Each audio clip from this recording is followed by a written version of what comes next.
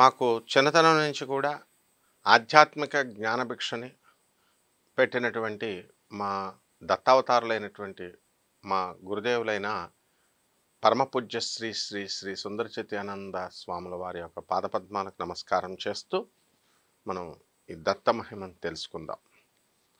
ఇప్పుడు నామధారకుడికి మనకి సిద్ధపురుషుడు చెప్తున్నాడు ఇదంతా కూడా. అప్పుడు నామధారకుడు సిద్ధపురుషుడికి ఇంకా అడిగి ఏమడుగుతున్నాడంటే, మహాత్మా, అప్పుడు శ్రీగురుని యొక్క ఆజ్ఞను అనుసరించి తీర్థయాత్రలకి కొంతమంది శిష్యులు వెళ్ళారని చెప్పారు కదా, ఆ తర్వాత ఏం జరిగింది అని అడిగాడు. అప్పుడు సిద్ధయోగి చెప్పడం ప్రారంభించాడు, నామధారక, నువ్వు గురుభక్తుల్లోకెల్లా ఉత్తముడివి.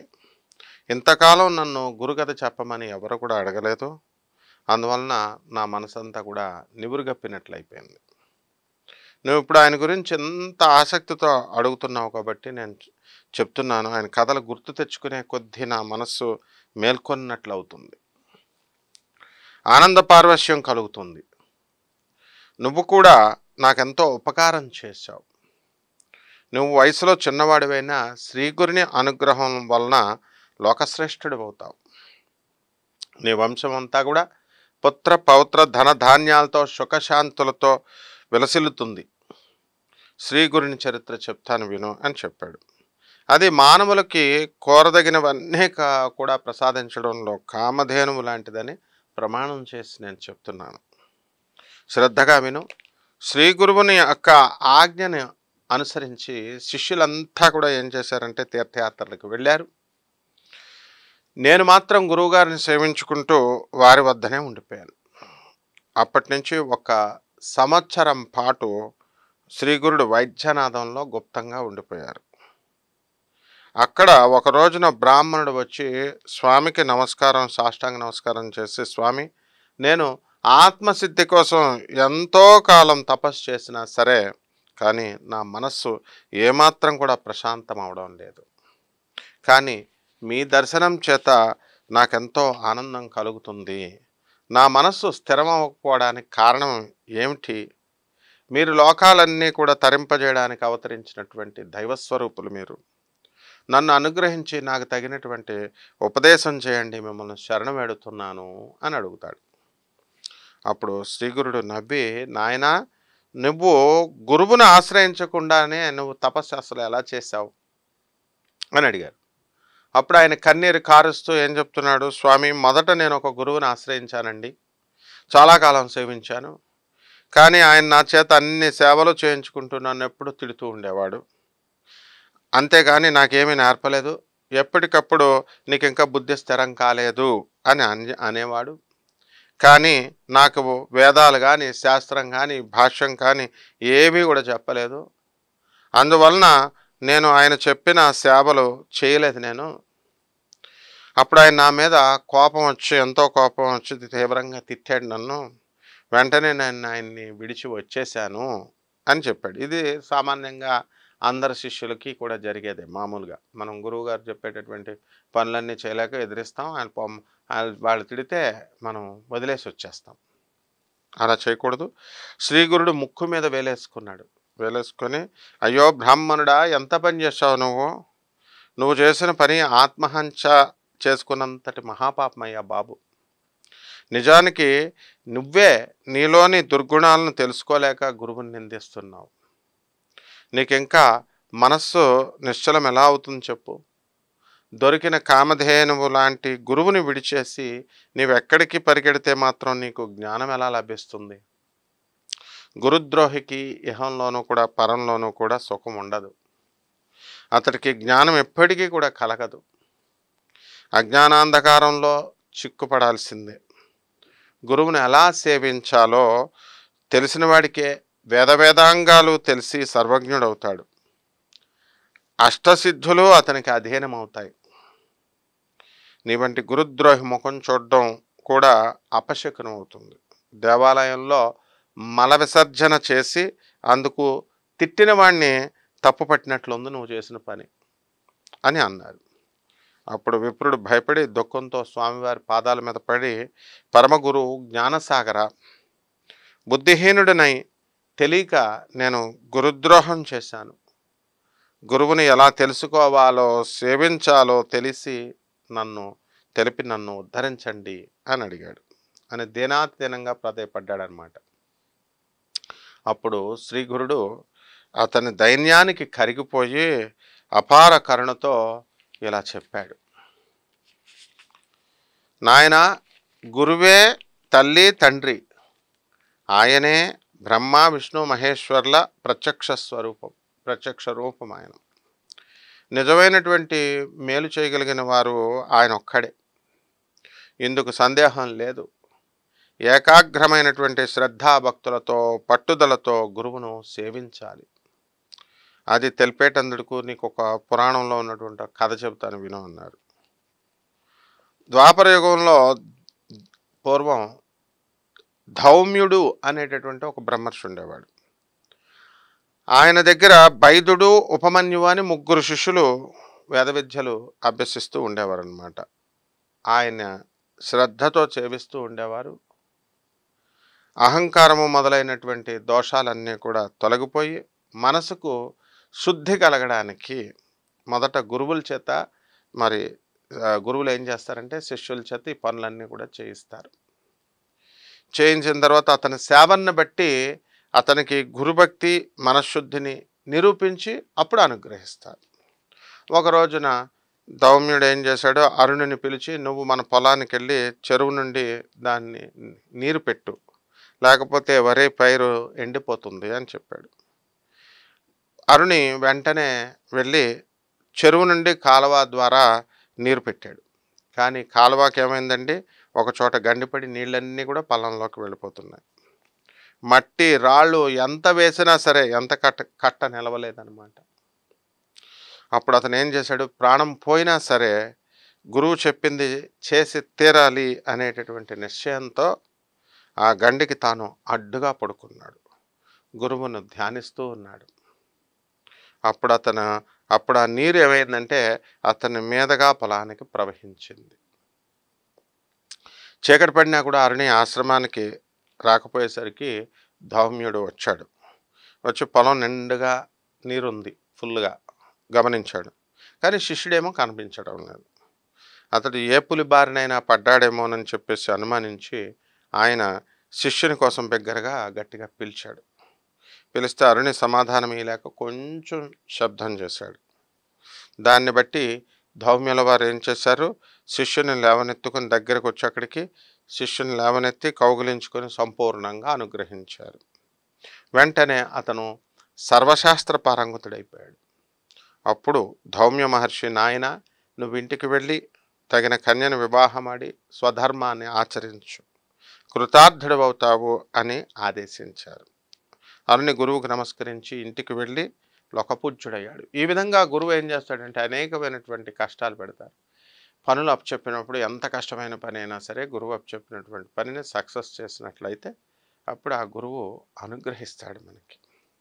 ఈ విధంగా ఒకరోజు ఏం చేశాడు, ధౌమ్యుడు తన 2వ శిష్యుడిని పిలిచాడు. నాయన, పైరు పంటకొచ్చింది, నువ్వు రోజు కావలి కాసి పైరు కోసి ధాన్యం ఇంటికి చేర్చు అని చెప్పాడు. బైదుడు ఏం చేశాడు, తనకు గురుసేవ లభించినందుకు ఎంతో సంతోషించి పైరుని ఎంతో జాగ్రత్తగా సంరక్షించి పంట పక్వానికి వచ్చాక కోయించాడు.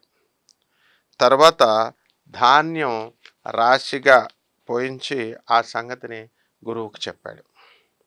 అప్పుడు ఆయన ఏం చేశాడు, అతనికి ఒక బండి ఒక దున్నపోతుని రెండిటిని ఇచ్చి ధాన్యం ఇంటికి చేర్చమని చెప్పాడు. అప్పుడు అతను ఆ బండి కాడికి ఒక పక్క ఆ దున్నపోతును కట్టి, మరొక దున్నపోతు లేదు కాబట్టి 2వ వైపు కాడిని తన భుజాన్న వేసుకొని ధాన్యం ఇంటికి తీసుకొస్తున్నాడు. దారిలో ఒక చోట బురదలో ఉన్న ఆ దున్నపోతు కూరుకుపోయిందనమాట. అప్పుడు బైదుడు దున్నపోతును విడిపించి తానొక్కడే బండిని బురదలో నుంచి లాగడానికి ప్రయత్నించాడు. ఆ శ్రమకు ఓర్చుకోలేక స్పృహ తప్పి పడిపోయాడు. కొంతసేపటికి ధౌమ్యుడు అక్కడికి వచ్చి చూసి అతని యొక్క గురుసేవా దీక్షకు మెచ్చుకొని అతని మెడ నుంచి కాడిని తొలగించి అతన్ని లేవదీసి కౌగలించుకొని అనుగ్రహించాడు. వెంటనే వేదశాస్త్ర విజ్ఞానం అంతా కూడా అతనిలో మేల్కొని గురువు అతనికి సెలవిచ్చి ఇంటికి పంపించాడు. కొద్ది కాలంలోనే అతడు కూడా అరణి వలె లోక ప్రసిద్ధుడాడు. ఈ విధంగా రెండవ శిష్యుడిని కూడా చాలా ఉన్నతుడిని చేశాడు. ఇకపోతే ఇంకా ఉపమన్యువు మాత్రమే ఆ మహర్షిని సేవిస్తూ ఉన్నాడు. అతను అతిగా భోజనం చేసేవాడు. ఆ మాంద్యం వలన విద్యాభ్యాసంలో అతని మనస్సు నిలిచేది కాదు. దౌమ్యుడు ఆలోచించి ఒకరోజు అతన్ని పిలిచి, నాయన, నువ్వు గోవుల్ని అడవికి తోలుకుపోయి మేపుకొని వస్తూ ఉండు అని చెప్పాడు. ఉపమన్యువు ఏం చేశాడు? గోవుల్ని అడవికి తీసుకువెళ్ళాడు. కొంతసేపటికి అతనికి ఆకలి వేయడం మొదలుపెట్టింది. వెంటనే అతను ఆవుల్ని ఇంటికి తోలుకొచ్చేసాడు. దౌమ్యుడు అది చూసి, నువ్వు ప్రతిరోజు సూర్యాస్తమయం వరకు ఆవులను తోలాలి, మధ్యలో నీకు ఆకలిస్తే వచ్చేయకూడదని చెప్పాడు. మరునాటి నుంచి ఆవులు మేస్తుండగా బాగా ఆకలైనప్పుడు అతను ఏం చేస్తున్నాడు? అతను స్నానం చేసి సంధ్య వార్చుకొని దగ్గరలో ఉన్నటువంటి బ్రాహ్మణుల ఇళ్లల్లో భిక్ష తెచ్చుకొని భోజనం చేయడం ప్రారంభించాడు ఈ శిష్యుడు.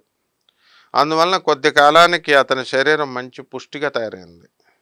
అది గమనించినటువంటి దౌమ్యుడు ఏం చేశాడు? ఒక రోజున అతన్ని అడిగి కారణం తెలుసుకొని, నన్ను విడిచి నువ్వు భోజనం చేస్తున్నావేంట్రా?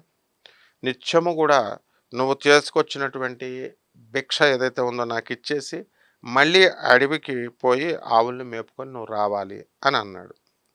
అని ఆజ్ఞాపించేసరికి ఉపమన్యు అలా చేస్తుండడం వల్ల ఆకలి అతన్ని ఎంతగానో బాగా బాధించేది.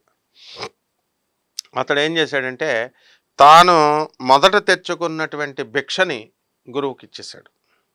ఇచ్చేసి మళ్ళీ రెండవసారి భిక్ష తెచ్చుకొని తినడం ప్రారంభించాడు.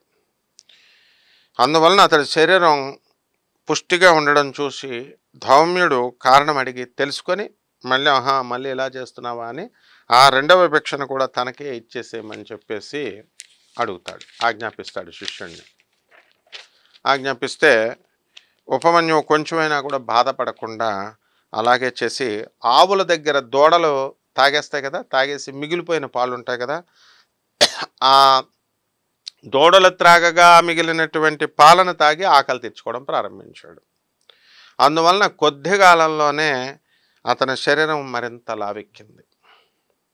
ఒకరోజు జౌమ్యుల వారు అందుకు కారణం అడిగి తెలుసుకొని, పశువుల ఎంగిలి పాలు తాగితే పశువు వలె నువ్వు కూడా బుద్ధిహీనుడు అవుతావురా, కనుక తాగవద్దు అని నిషేధించారు. ఆ మర్నాడు ఆకలి వేస్తుంటే జిల్లేడి పాలు ఎంగిలి కావని తలచి వాటిని ఒక దొప్పలో పడుతుండగా ఆ పాలు అతని కళ్ళల్లో పడిపోయి చింది అతని కళ్ళు రెండు కూడా పోయినాయి, కనిపించడం లేదు. తర్వాత అతను గోవుల్ని ఎత్తుక్కుంటూ పోతూ ఒక బావిలో పడిపోయాడు. సూర్యాస్తమైనా సరే శిష్యుడు ఇంటికి రాకపోయేసరికి అతన్ని వెతుక్కుంటూ దౌమ్యుల వారు అడవికి వెళ్ళారు. ఆయన కేక విని ఉపమన్యువు బావిలో నుండే సమాధానం ఇచ్చాడు. ఆ మహర్షి ఏం చేశాడు? బావి వద్దకు వెళ్ళి అతని దుస్థితి తెలుసుకొని అశ్విని దేవతలను ప్రార్థించమని చెప్పాడు. ఉపమన్యువు అలా చేయగానే అతనికి దృష్టి వచ్చేసింది. వెంటనే అతడు బావి నుంచి బయటకు వచ్చి గురువుకి నమస్కారం చేశాడు. దౌమ్యుడు అతని గురుభక్తికి మెచ్చి అతని తల మీద చేయి పెట్టి, నాయన, నీ కీర్తి నలుదిక్కులా వ్యాపిస్తుంది. నీ శిష్యులు కూడా నీ అంతటి వారవుతారు.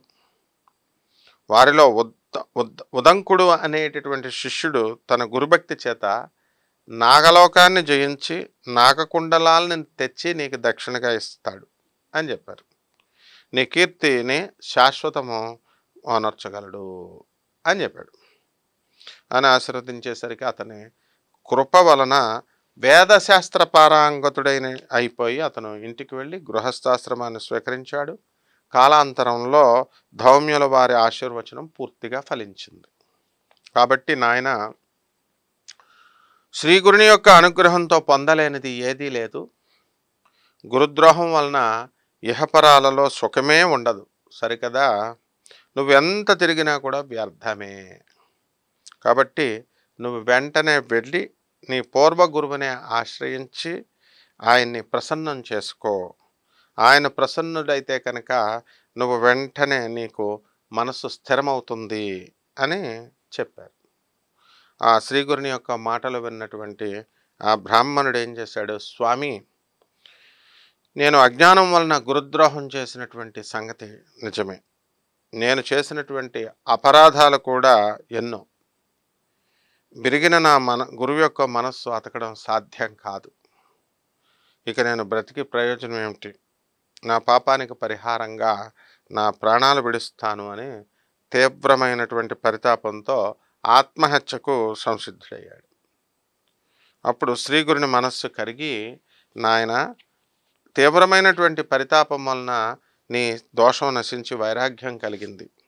ఇప్పుడు నీ గురువుని మనసారా ధ్యానించు, స్మరించు అని చెప్పి అతన్ని ఆశీర్వదించాడు. వెంటనే అతని కంఠం గద్గదమై శరీరమంతా కూడా రోమాంచితమైంది. కన్నులు ఆనంద బాష్పాలతో నిండిపోయాయి.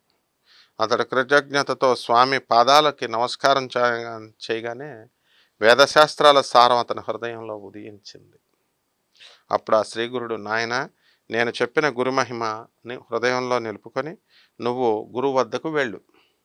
నువ్వు నమస్కరించగానే ఆయన ప్రసన్నుడవుతాడు. ఆయనే నేనని తెలుసుకో అని అన్నాడు. అతడు అలానే చేసి తర్వాత ముక్తిని పొందాడు. ఇలా 1 సంవత్సర కాలం వైద్యనాథంలో నివసించి తర్వాత శ్రీ నృసింహ సరస్వతి దేశ సంచారం చేస్తూ కృష్ణా తీరంలో ఉన్నటువంటి భిల్లవటి గ్రామంలోని భువనేశ్వరీదేవి సన్నిధికి చేరి అక్కడ కృష్ణవేణి సంగమంలో పడమట తీరాన ఉన్నటువంటి ఉదంబర వృక్షాన్ని కింద కొంతకాలం గుప్తంగా నివసించారు. శ్రీ దత్త గురువాయ నమః. శుభమస్తు.